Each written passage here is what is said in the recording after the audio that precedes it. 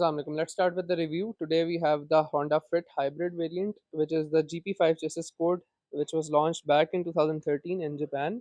And इसको पाकिस्तान में import start किया था लोगों ने 2014 में, और काफ़ी वेल रिसीव हुई थी। इसकी शेप काफ़ी एरोडायनामिक है और खूबसूरत है। इसका इंटीरियर कह लो कि मिनिएचर वर्जन इसका, जिसे हम कहते हैं ना, मिनिएचर वर्जन ऑफ वेजल इसको कहेंगे हम।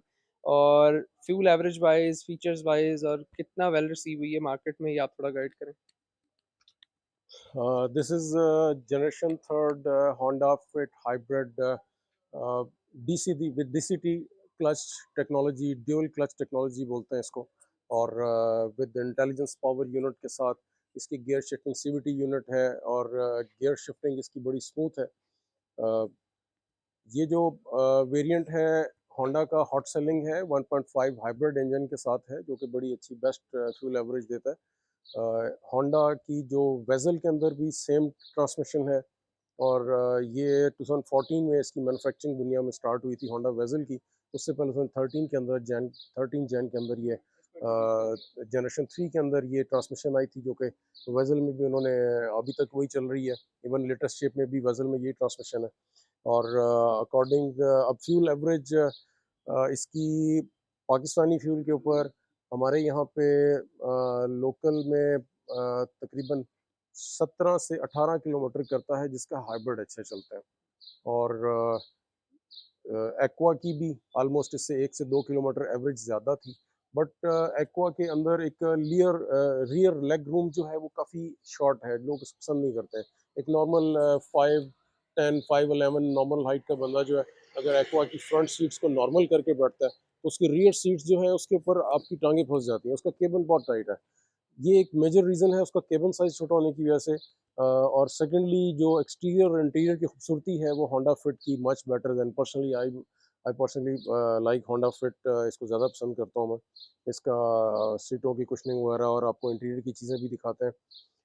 इसमें हमारे पास जो इस वक्त स्पेशली ये वाली गाड़ी है, इसमें 14 मॉडल है, और 16 की रजिस्टर्ड है, 16 के दिसंबर की रजिस्टर्ड है। और इसमें HIDs ओरिजिनल आती हैं, फॉग लाइट्स इसमें ओरिजिनल आती हैं, अलॉयज़ इसमें ओरिजिनल है। इसमें मॉडलों के अलॉयज़ हैं, ये भी आपको भी चेक करवाते हैं। हमारे जितनी भी स्टॉक्स हैं, आप इसकी जो प्राइसिंग है वो हमारी राइड जोन की वेबसाइट पे देख सकते हैं। हमारे आप अगर पेज को लाइक कर देते हैं, तो हमारे पेज के ऊपर आपको जो भी नई गाड़ियाँ लगती हैं उसका नोटिफिकेशन मिल जाएगा। फिर आप गूगल पे राइड जोन क्लिक करेंगे तो उस पर आपको फर्स्ट सेकंड क्लिक हमारी वेबसाइट और पेज मिल जाएगा। सेम एज़ हमारा यूट्यूब चैनल है, उसके ऊपर आपको रिव्यूज़ भी मिल जाएंगे सारे। प्राइसिंग हमारी जो है फेसबुक पे नहीं होती है, प्राइसेस हम अपनी सारी वेबसाइट्स के ऊपर लगाते हैं। हमारी पर्सनल वेबसाइट पे हम आपको हमारी सारी गाड़ियों की प्राइसेस भी मिल जाएंगी। और अभी इसकी कुछ इंटीरियर की चीज़ें, हाँ, इसमें ट्रांसमिशन जो है DCT क्लच, ड्यूल क्लच के साथ इसमें 7 स्पीड ट्रांसमिशन है, जो कि इसकी जो ट्रांसमिशन है उसको बहुत स्मूथ कर देती है। और हाई गियर्स के ऊपर चूँकि 7 ट्रांसमिशन है, तो इसकी फ्यूल एवरेज भी कंपैरेटिवली, जब आप हाई स्पीड पे चलाते हैं इसको, जब ये हाइब्रिड पे नहीं होती है, तो इसका फ्यूल एवरेज भी काफ़ी बेहतर होती है 5 ट्रांसमिशन वाली गाड़ियों की निस्बत। अब इसके कुछ इंटीरियर की चीज़ें हम देखते हैं। सबसे पहले इंटीरियर की तरफ जाने से पहले एक लोगों का बड़ा मेन कंसर्न होता है by buying a hybrid car. तो इसके हाइब्रिड्स का और इसका एबीएस यूनिट, जिसको हम एंटी लॉक ब्रेकिंग सिस्टम कहते हैं, पाकिस्तान में कई गाड़ियां हैं जिनकी एबीएस और बैटरी खराब होती है। तो उसके बारे में थोड़ा गाइड करें, how to maintain hybrid and ABS, कैसे उसको कर सकते हैं लोग। देखिए जी, स्पेशली होंडा की हम इसकी बात कर रहे हैं, होंडा फिट की, तो इसमें डॉक इंजन है। डॉक इंजन DCT के साथ है। कुछ लोगों का ये होता है कि यार इसकी ट्रांसमिशन के बारे में कुछ लोग बातें करते हैं, जो कि आई यूज टू से कि जिन इंजीनियर्स ने गाड़ी बनाई है they are highly qualified engineers. और ऐसा नहीं होता कि आपको इसकी ट्रांसमिशन में कोई इशू है।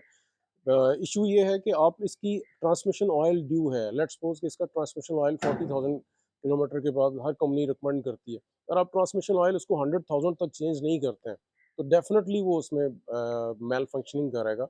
इस तरह की चीज़ों की एहतियात करने की ज़रूरत है। जैसे अब्दुल्ला भाई ने कहा कि इसकी हाइब्रिड और इसकी वो बड़ा एक मेन कंसर्न होता है ABS का लोगों का। उसकी रीज़न क्या है?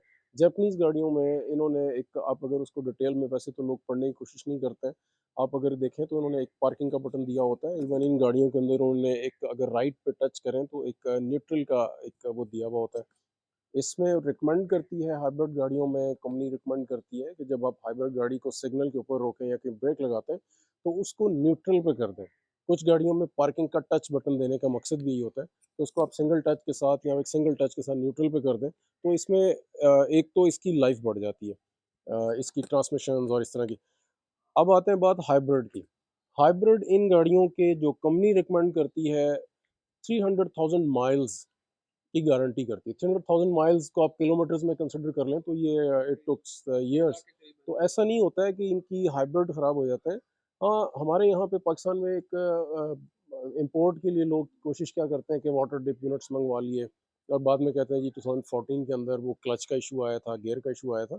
अब एक वाटर डिप यूनिट आप पाकिस्तान में इंपोर्ट करके लोगों को सेल कर रहे हैं और उसकी ट्रांसमिशन ऑयल ना आप चेंज कर रहे हैं, ना ना जो एंड यूज़र है वो उसको पता है इस बात का। तो डेफिनेटली कहीं ना कहीं तो वो आपको मेल फंक्शनिंग करेंगे। उसमें इलेक्ट्रॉनिक्स पार्ट्स हैं जिनको आप अगर वर्कशॉप्स में जाके देखें तो गुजारा मुजारा करके उसको सेंसर्स को बंद करके चला दिया जाता है।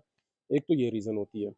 सेकंड रीज़न ये है कि इनकी एक सर्विस ड्यू होती है। लाइक जापानीज़ गाड़ियों में जो मैं लोगों को थोड़ा कम्युनिकेट करना चाहूँगा, इसमें पाकिस्तानी गाड़ी में नहीं होता है कि आप जैसे पाकिस्तान की होंडा से, अब हम 2022 की बात करें, अभी एक्स जो 2021 के एंड में अभी ख़त्म हुई है, तो हमारी इवन होंडा की जो अच्छी गाड़ियां हैं उसके अंदर भी क्या किया जाता है कि एक ब्रेक जो उसके डिस्क पैड्स है उसके साथ एक लोहे की पतरी दी जाती है। अब वो इतना घिस जाता है कि पतरी उसकी डिस्क के ऊपर टच करती है और उसकी आवाज़ आती है, तो लोग ट्रांस उसके डिस्क पैड्स चेंज करते हैं। हालांकि इसमें दुनिया में बहुत तरक्की हो गई है, बड़ी चीज़ें हैं इसमें। आपको उसकी लाइट्स इम्प्रूव करनी चाहिए, लाइट्स देनी चाहिए और कोई थोड़ी टेक्नोलॉजी इम्प्रूव करनी चाहिए। बट पॉइंट ये है कि हमारे हमारे लोगों को अभी तक यही आदत है होंडा और टोयोटा की, वही पतरी की आवाज़ आने की। तो जापानीज़ गाड़ियों में जब इनकी ब्रेक डिस्क पैड्स इनके घिस जाते हैं तो फिर उनके हाइब्रिड ख़राब हो जाता है। इसकी 20,000 किलोमीटर की माइलेज कंपनी रिकमेंड करती है। हर गाड़ी का डिफरेंट है हाइब्रिड, आपको उसको देखनी चाहिए उसकी मेंटेनेंस कि वो कितनी माइलेज के लिए कंपनी उसके डिस्क पैड रिकमेंड करती है। अगर आप इसके टाइमली डिस्क पैड रिप्लेस करते हैं तो कभी भी इसमें हाइब्रिड, इसमें एबीएस का इशू नहीं आएगा। हाइब्रिड के इश्यूज आने की रीज़न भी यही है कि जो वाटर टिप गाड़ियाँ या डैमेज गाड़ियों को यहाँ पे हाइब्रिड्स को रिपेयर किया जाता है पाकिस्तान के अंदर, और वो जब एंड यूज़र यूज़ करता है तो उसको कहता है जी कि ये हमारे हाइब्रिड में इशू आ रहा है। अदरवाइज 400,000 माइल्स की तो कंपनी गारंटी कर रही है और पूरी दुनिया में ये कामयाब गाड़ियाँ हैं। सिर्फ पाकिस्तान के अंदर हमें ये इशू आता है जी कि इसके हाइब्रिड ख़राब हो गए हैं। और फिर जब आप रिपेयर करवाने जाते हैं तो अगेन वो कहते हैं जी इसके 27 सेल हैं, इसमें से मैं 4-5 रिपेयर करके डाल दूंगा, सेकेंड हैंड डाल दूंगा, पैसे कम लगेंगे। और फिर वो अगला बंदा उसको फिर बेच देता है और फिर उसकी लाइफ ऐसे ही 2 माह की गारंटी देते हैं। और अदरवाइज एक रिलायबल गाड़ियां हैं ना, इनके हाइब्रिड में इशू है। हमें बहुत साल हो गए हैं गाड़ियां हाइब्रिड में डील करते हुए। आप एक फ्रेश इंपोर्ट की गाड़ी लें जिसके हाइब्रिड में इशू नहीं है, उसको आप नॉर्मली 4-4 5-5 साल लोग चलाते हैं और उनके हाइब्रिड्स में कोई इशू नहीं है और बेस्ट फ्यूल एवरेज दे रहे होते हैं। स्टिल उनके लिए भी मैं ये कहूँगा कि हाइब्रिड गाड़ियाँ अगर आप फ्रेश इंपोर्ट भी ले लेते हैं जिसके हाइब्रिड रिपेयर्स नहीं है, उसमें भी ये है कि रिकमेंडेड तो यही है कि जिस तरह हमारे मुल्क में जितनी पोल्यूशन है और जितनी हीट है, एक्सेस हीट हम कहते हैं इसको, 45 डिग्रीज पे हम जाते हैं, तो उसकी बैटरी पैक जो होता है उसकी सर्विस करवा लेनी चाहिए एटलीस्ट। सर्टेन माइलेज के बाद ड्यू टू डस्ट और ये ये सर्विस चीज़ें करवानी करवानी चाहिए। अगर नहीं करवाएँगे तो वो फिर इन द लॉन्ग रन, वो जैसे कहते हैं ना, पेनी बेटर देन पाउंड फूलिश, वो फिर वही खर्चा आपका डबल हो जाएगा अगर आप वो नहीं करोगे। तो इसके इंटीरियर की तरफ चलते हैं आगे। इसमें मॉड्यूलो के अलॉयज हैं जी। ये ओरिजिनल मॉड्यूलो के अलॉयज हैं। प्रैली के टायर्स इसमें ब्रांड न्यू इंस्टॉल हुए हुए हैं। साइड मिरर्स में इसके इंडिकेटर्स ओरिजिनल आते हैं। सन वाइजर इसके ओरिजिनल हैं। डोर्स अनलॉक के लिए इसमें यहाँ पे सेंसर्स हैं। इंटीरियर में हम कुछ चीज़ें इसकी देखते हैं।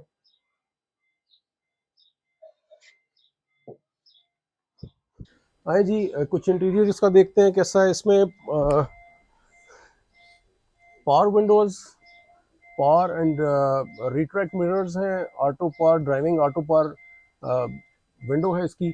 ओरिजिनल इसकी जो कंपनी फिटेड है वो लेदर की फिनिश है इसके अंदर। डोर्स के अंदर इसमें टेलर कट मैट है, होंडा फिट के ओरिजिनल होते हैं। अगेन ये लॉक्स के बाद आपको ये मतलब ड्राइव में स्किड नहीं करते हैं।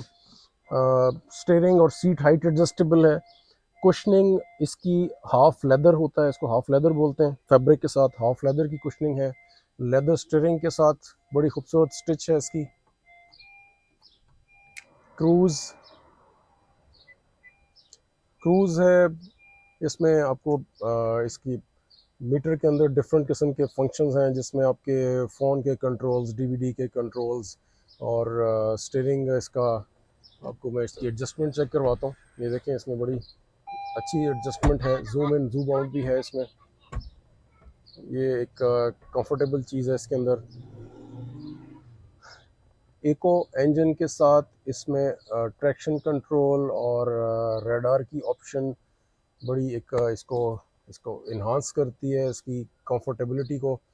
रूफ़ के अंदर ड्यूल रूफ लाइट्स हैं, ड्यूल रूफ लाइट्स हैं इसके अंदर। कंसोल बड़ा इसका खूबसूरत एलिगेंट है। आप इसको फोल्डिंग अनफोल्डिंग वाला है, जब आप यूज़ कर नहीं करना चाहते हैं तो इसको फोल्ड कर दें। क्लाइमेट कंट्रोल एसी इसके अंदर, वेजल के अंदर भी यही आता है, इसमें बड़ा खूबसूरत क्लाइमेट कंट्रोल एसी है। यहाँ पे स्पोर्ट्स मोड हैं, इसके आप मोड्स चेंज कर सकते हैं। ये आपके इस पे स्पोर्ट्स मोड के अंदर आपकी मीटर की लाइट्स भी चेंज हो जाती हैं। एक स्पोर्ट्स की लाइट आती है, और आप जब इसको स्पोर्ट्स मोड पे लेके जाते हैं तो इसमें मीटर की लाइट्स भी चेंज हो जाती हैं। और ट्रांसमिशन के अंदर इसका गियर बहुत स्मार्ट है, बड़ा स्मार्ट सा एलिगेंट सा लीवर होता है, जो कि मुझे हमेशा से लगता है कि गाड़ी में ट्रांसमिशन की इससे ज़्यादा स्पेस नहीं होनी चाहिए। वैसे तो मेरा फेवरेट है जो जैगवार में या कुछ ऐसी गाड़ियों में आपको रेगुलेटर वाला ट्रांसमिशन मिलता है, जिसको आप टच करते हैं तो वो जूम आउट होता है। तो आई पर्सनली थिंक कि ट्रांसमिशन की इससे ज़्यादा स्पेस नहीं होनी चाहिए आपके केबन के अंदर। आर्म रेस्ट इसके अंदर आर्म रेस्ट है। आर्म रेस्ट के अंदर इसकी चार्जिंग डॉक भी दिया हुआ है। एक एक इसकी चार्जिंग फ्रंट कंसोल के अंदर है। हमेशा की तरह हमारी राइड जोन की डीवीडीज इसमें साथ हैं, लेदर स्टिच के साथ, बड़ी खूबसूरत स्टिच के साथ इसका डैशबोर्ड है। कंसोल की काफ़ी स्पेस है इसके अंदर। ये इसका रियर केबल है, आपको मज़ीद इसके बारे में हम डिटेल्स देते हैं।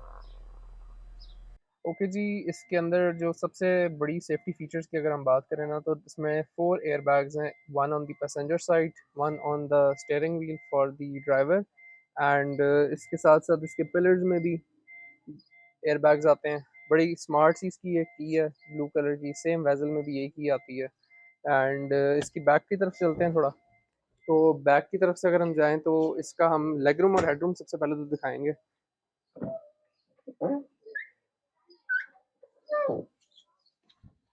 Now this, my friends, right here is the best legroom and headroom I can say if we compare it to if we compare it with the Aqua। तो जो मेरी पर्सनल फेवरेट चीज़ ये है इस गाड़ी के बारे में कि इसका हेडरूम और लेगरूम बहुत बेहतर है एक्वा से, और इसके अंदर आर्म रेस्ट भी आता है जो कि एक्वा में नहीं आता। ये बड़ा एक प्लस पॉइंट है इसके अंदर। एंड बाकी गाड़ी का जो कंफर्ट लेवल है वो भी मुझे तो पर्सनली, इन माय ओपिनियन, हर एक की अपनी एक सब्जेक्टिव ओपिनियन होता है, लेकिन मेरा ओपिनियन ये है कि मुझे तो वैसे फिट ज़्यादा बेटर लगती है। अच्छा, अब इसकी टेल लाइट्स की तरफ आते हैं और बैक की तरफ आते हैं, तो सबसे पहले तो इसमें टेल लाइट्स हैं, और जो कि टेल लाइट्स इसकी एलईडी हैं, और ये बूट माउंटेड है बेसिकली। इसकी बूट पे भी लाइट है ये, और इसकी सेपरेट फेंडर्स के साथ भी जो एम्बोस हुई हुई है, पंच हुई हुई है, वो इसकी टेल लाइट है। अनलॉक करेंगे तो इसमें टर्न सिग्नल्स एलईडी है, और अगर ब्रेक पे कोई अगर इसकी ब्रेक को प्रेस करेंगे तो ये 6 एलईडीज़ हैं, ये चलेंगी। इसके बाद अगर हम इस पे आ जाएँ तो इसके अंदर एक सेंसर लगा हुआ है टू अनलॉक दिस कार। ये सेंसर टू अनलॉक है, और क्रोम गार्निश आती है। सबसे पहले इसमें हाइब्रिड का एम्बलम आता है।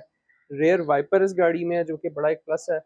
ब्रेक लैम्प भी है जो कि अगर इसकी हम जब इसका ड्राइवर जब भी इसको इसको ब्रेक दबाएगा तो इसमें ये एलईडीज़ ऑन हो जाएंगी। रेयर डिस्पेंसर आता है। कस्टमर्स को थोड़ा दिखाएं, ये इसमें रेयर कैम ओरिजिनल आता है, और इसका रेयर कैम जो है वो सराउंड वाला, एंड एलईडीज़ आती हैं इसमें। होंडा फिट का एम्बलम है।